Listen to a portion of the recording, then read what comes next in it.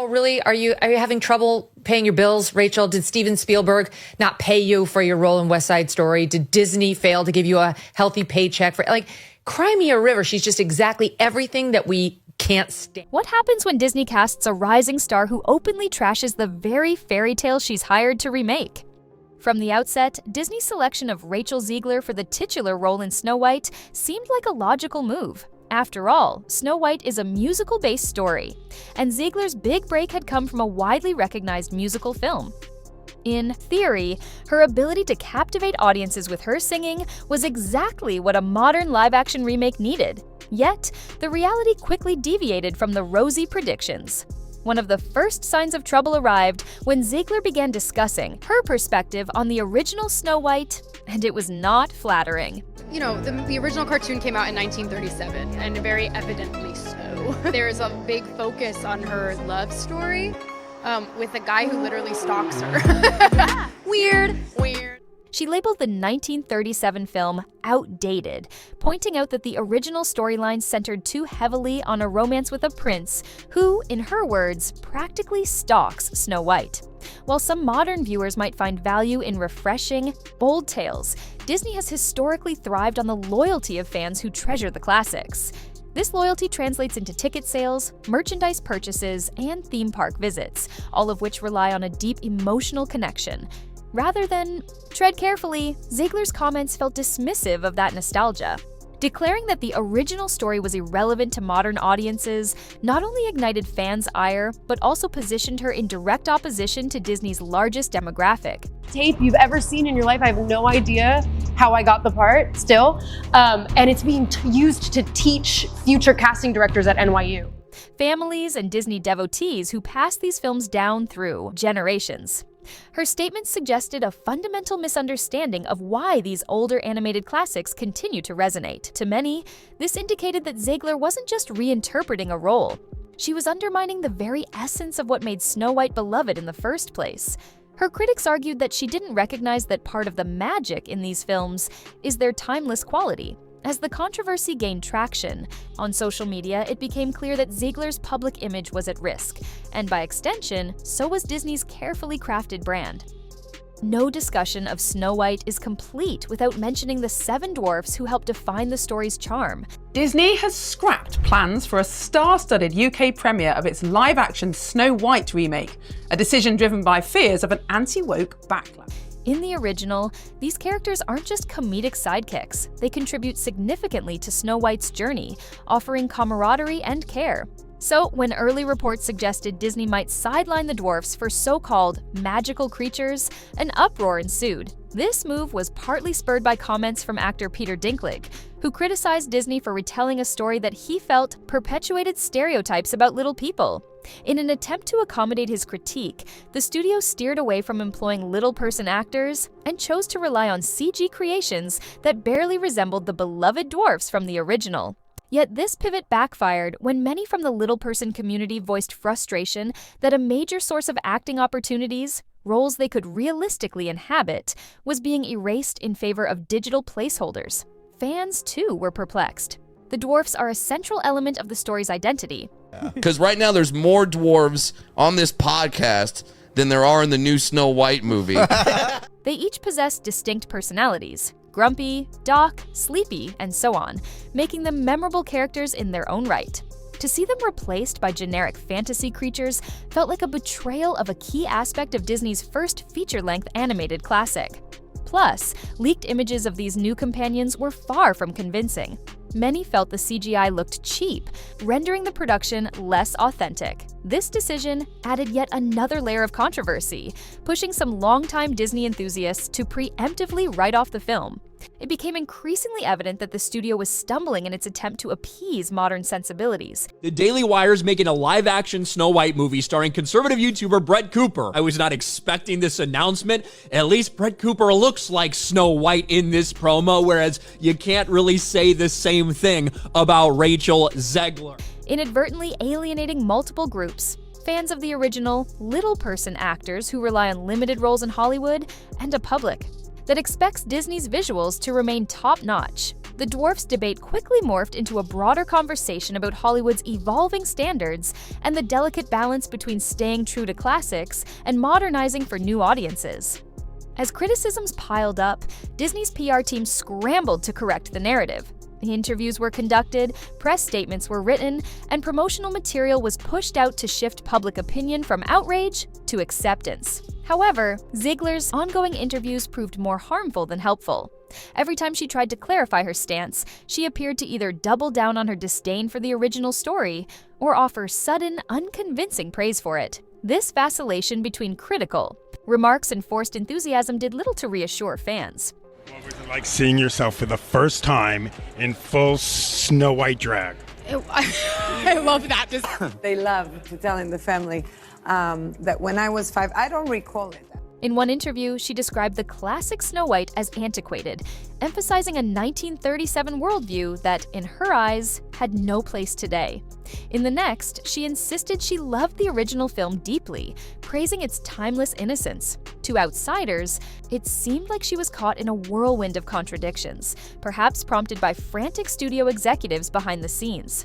Simultaneously, Disney began marketing the movie with carefully edited trailers and glossy teasers that minimized the dwarfs' new look and glossed over any scenes that might attract further controversy.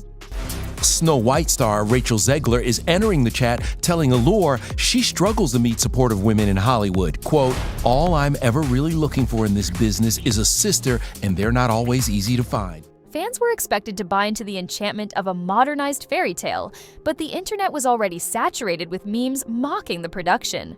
News outlets and commentators quickly labeled the situation a PR nightmare. Forums were flooded with discussions about whether Disney's approach was misguided from the start. Many felt that the studio should have either stuck faithfully to the original dwarfs or created an entirely new adaptation that stood on its own merits, rather than occupying a confusing middle ground. As we'll see in the subsequent sections, however, the controversies didn't stop here.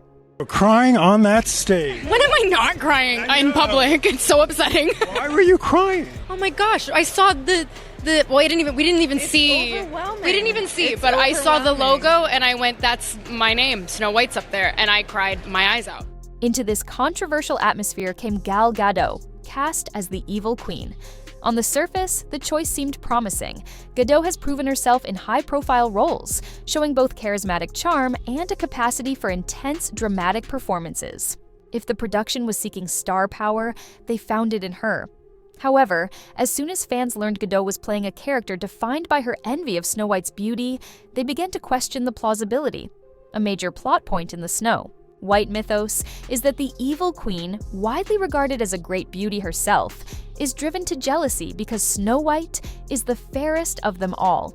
In the original animated film, the queen's vanity is the crux of the conflict. Viewers found it tough to imagine Gadot's evil queen overshadowed by Rachel Zegler's Snow White in the looks department. While attractiveness is subjective, the casting choice clashed with the narrative logic most fans had internalized. Moreover, Gadot found herself in the same predicament as Zegler. The script's tone and the reworked storyline made her role far more comedic or disjointed than the iconic villain fans expected. Commentators argued that the comedic elements felt forced, as if the film couldn't decide whether it aimed to honor the original's dark undertones or recreate them through an overly modern lens. Gadot's performance, some said, was overshadowed by an inconsistent script, which diluted the potency of the evil queen's cunning nature. Overall, Gadot's involvement became another talking point. Some fans speculated that her star status was intended to shore up the project's credibility, only for it to backfire when people realized the film might not be able to leverage her talent effectively. Whether it was a casting mismatch or simply poor story design, this dimension added to the skepticism surrounding the entire production. Megyn Kelly's name in the title of the video that inspired this discussion isn't just a clickbait tactic. Her commentary turned up the volume on the controversy and gave it a wider audience. Kelly, a prominent media figure known for her forthright opinions, summed up the discontent many felt towards Zegler and the entire situation. When Kelly criticized Zegler, she didn't just touch upon the actress's remarks about the original film, she questioned the wisdom of Disney's corporate strategy too. Every time she speaks, she gets less likable. There's some clip of her on the internet in her Snow White outfit saying, "Every hour I am in the outfit of Snow White wearing the dress. All 18 hours, I deserve to be paid for every single one." Kelly echoed the sentiments of fans who argued that it was baffling for Disney to cast a lead who had publicly shown so little respect for the property. While Disney might have initially welcomed a younger, outspoken actress, Kelly implied that this came at a significant cost, the alienation of the very audience Disney depends on for successful box office results. Moreover, Kelly's commentary went beyond the Snow White fiasco. It reignited discussions about Disney's broader track record of struggling live-action remakes. Recent releases like Mulan and The Little Mermaid also faced their share of negative publicity, though not always to the same degree. Kelly suggested that these repeated issues were indicative of deeper corporate failings, perhaps a reluctance to create new stories, or an over-reliance on reimagining old classics in ways that do not align with audience expectations. In the aftermath of Kelly's remarks, many media outlets quoted her as a shorthand summary of the popular backlash. Megyn Kelly destroys Rachel Zegler became a headline to encapsulate the frustration swirling around Zegler's attitude. Rightly or wrongly, Kelly's influential platform turned what had been a bubbling controversy into a full-scale debate about respect, nostalgia, and the modern Hollywood machine. At this point, the fiasco had grown from an isolated actor versus classic squabble into a genuine crisis for Disney. Word on the street was that executives were worried about the financial and reputational toll. If earlier live-action ventures had underperformed, this was shaping up to be a potential catastrophe, especially if the film couldn't recoup its production and marketing costs. Several factors contributed to Disney's unease. First, the negative buzz online was relentless. Meme culture thrives on controversy, and Snow White became the butt of countless jokes. Fans of the classic lamented the departure from tradition, while others made fun of the magical creatures in place of the dwarfs. Second, critics began to speculate that if the lead actress disliked the original story so much, how could she deliver a performance that resonated with an audience who cherishes it? When initial projections suggested the film might open to mediocre numbers, the studio was said to be in full damage control mode. Some rumors hinted at reshoots or editorial changes to reduce controversial elements, though details remained scant. There's been a lot of controversy over the new live-action remake of Snow White. Disney is said to be so skittish about the reaction they scaled back the usual lavish premieres. But now the first reviews are in, and it sounds like in the end it may be happily ever after. The overall marketing push seemed confused. On the one hand, promotional materials tried to sell a heartfelt, whimsical story. On the other, Zegler's and Gadot's contradictory statements revealed a production team unsure of how to position its remake. Financial analysts predicted grim box office results, and many pegged the film as a likely flop even before it could fully open in theaters. When the numbers did start rolling in, they validated the worst fears. Not only were the domestic returns disappointing, but overseas audiences also showed scant interest. It was shaping up to be another cautionary tale, that no studio, not even a giant like Disney, can disregard public sentiment or rely on brand recognition alone. Amid all the chaos, Rachel Zegler emerged as a polarizing figure. Some defended her, arguing that her critiques of the 1937 film were valid and that younger generations might well see traditional fairy tales as outdated. Others felt she was ungrateful, especially because her big break had come from a high-profile musical, a genre that, by definition, relies on its old-fashioned charm. Public perception of Zegler took a hit. The internet is quick to label individuals based on viral moments, and her interviews became a treasure trove of memes. Critics claimed she was biting the hand that fed her, ridiculing the legacy that paved the way for her career opportunities. Not only did fans of classic Disney turn against her, but casual moviegoers also grew wary of supporting an actress who seemed to exude negativity about the projects she was involved in. Speculation over her future roles in Hollywood ran rampant. Producers and casting directors pay close attention to audience sentiment, and few would want to invest millions in a star who might actively undermine their product. It didn't help that Zegler's comments about other works, such as West Side Story, also revealed a pattern of dissatisfaction. While it's not unusual for actors to critique their own films, the consistent negativity suggested that she might be a risk on future sets. Yet it's worth noting that Zegler remains young, with time to reshape public perception. Some fans and commentators have taken a more forgiving view, chalking up her remarks to inexperience and misguided honesty. Apps for so long, so it's really exciting to get to share any kind of look with an audience that cares so much. It's been really, really amazing. It's incredible, like Rachel said. I can't wait for everybody to see the movie. It's classic and beautiful and inventive. It's just magical. Whether that leniency will bear out depends on how she conducts herself moving forward, particularly if she takes on other iconic roles or blockbuster projects. The fiasco surrounding this Snow White remake offers a wealth of lessons for Hollywood at large. First, it highlights the enormous power of public sentiment and social media. In decades past, studios could shape narratives through controlled press releases and carefully timed promotional campaigns. Today, one viral clip of an actor's off-the-cuff remark can dominate the conversation and sway the box office outcome. Second, it underscores the perils of tampering with beloved classics without a coherent vision. Fans are protective of stories they grew up with, especially when those stories define an entire company's heritage.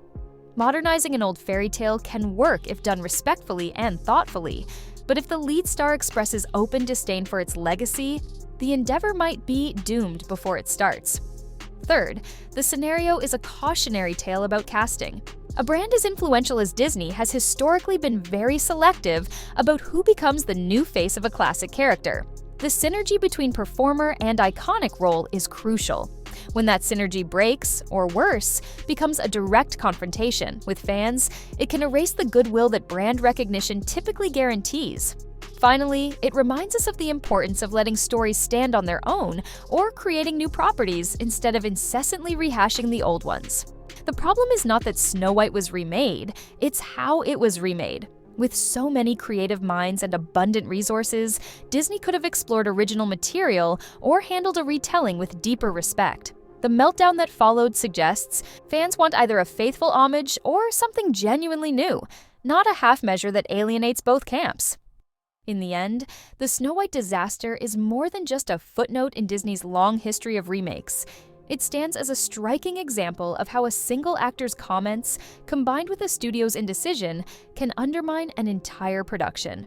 Somebody tweeted and said, Rachel Zegler has such an attitude about Snow White as a character, it's genuinely off-putting. Her and Gal Gadot are being such pick-me's over this movie. Like, who's gonna watch it if the protagonist and antagonist are behaving like Mean Girl? Rachel Zegler went from being a promising newcomer to a symbol of what many fans perceived as disrespect. Megyn Kelly's forceful critique only amplified these sentiments, reflecting a broader frustration with Hollywood's revisionist approach to beloved properties. What could have been a simple, heartwarming update of a timeless fairy tale instead became a PR nightmare. By the time the film was ready to launch, the public's appetite had been dulled by endless controversies. From CGI dwarfs that seemed to betray the spirit of the original characters, to inconsistent statements that left viewers wondering what, if anything, the cast actually admired about the first animated feature. The box office performance, as predicted, seemed destined to disappoint. Disney found itself grappling with a potential financial loss and a profound reputational hit. Brand power can only carry a film so far. In an age where audiences have plenty of entertainment options, disrespecting core material is risky. Fans nowadays want authenticity. If a creative team appears embarrassed by the source material, why should anyone pay to see the final product? As the credits rolled on this ill-fated adaptation, the conversation continued unabated. Some speculated that this would mark a turning point, prompting Disney to re-examine its approach to remakes. Others simply sighed, adding Snow White to the growing list of live-action reimaginings that missed the mark. Whatever happens next, the fiasco serves as a cautionary tale, one that teaches us all, from studios to actors to viewers, about the delicate balance between honoring the past and ushering in the future.